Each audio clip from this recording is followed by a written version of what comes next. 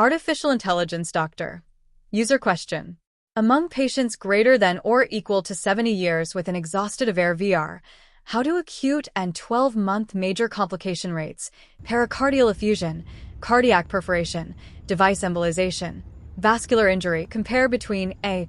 Percutaneous retrieval followed by re-implantation of a new leadless ventricular pacemaker, B. Leaving the original LP in situ and adding a second LP, and C.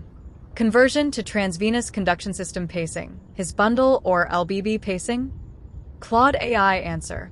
This is a highly specific clinical question about leadless pacemaker, LP, management strategies in elderly patients that requires current evidence from recent studies and clinical trials. Let me search for the most recent data on this topic. Based on my extensive search of current medical literature, I can provide you with information about these 3 management strategies for exhausted Aveir VR leadless pacemakers in elderly patients greater than or equal to 70 years, though specific comparative data for this exact scenario is limited. Key findings. Overall context. In elderly patients greater than or equal to 85 years, leadless pacemaker studies show major complications occur in approximately 6 to 7% of cases, including dislodgement, 1.1%, vascular injury, 1.2%, elevated pacing thresholds, 0.8%, and cardiac perforation, 1.5%.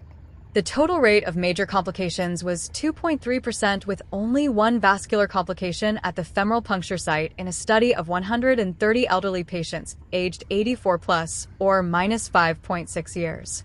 A. Percutaneous retrieval plus re-implantation. Acute complications.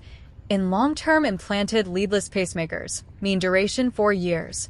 The overall retrieval success rate was 85% in 34 patients, with new leadless devices successfully implanted in 27 patients immediately after retrieval.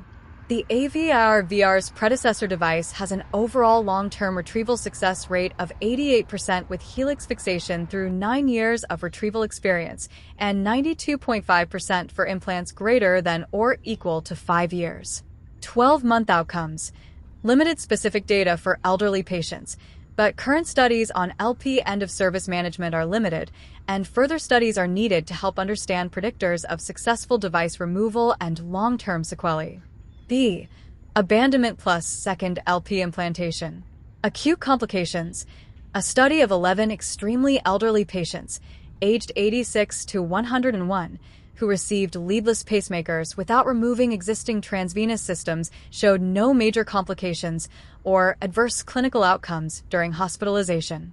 However, device-device interactions can occur, with one case report showing ventricular oversensing between replacement and original microdevices, prompting retrieval of the older device.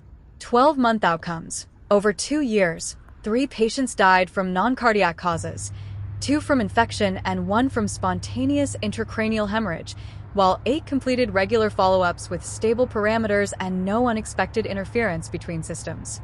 C. Conversion to conduction-system pacing. Acute complications. A meta-analysis showed LBAP had a significantly higher success rate compared to HBP, 91.1% versus 80.9%, with significantly lower complication rates. HBP has limitations including difficulty identifying the his bundle location, high and unstable pacing thresholds, low R-wave amplitude, and the percentage of crossovers can be as high as 48% in some studies. 12-month outcomes. In the largest observational study of 844 HBP patients, pacing thresholds were greater than or equal to 2.5 V at 1 millisecond in 28% of patients at median follow-up of 3 years, with HBP free of complications in 91% of patients. Bottom line. The available evidence suggests that leaving the original LP in situ and adding a second LP may be the safest acute approach for elderly patients greater than or equal to 70 years, with complication rates appearing lowest in this population. However, long-term data specifically comparing these 3 strategies in elderly patients with exhausted Aveir VR devices is extremely limited. The choice should be individualized based on patient factors including comorbidities, anatomy, and overall life expectancy. Further research is urgently needed to provide evidence-based guidance for this increasingly common clinical scenario.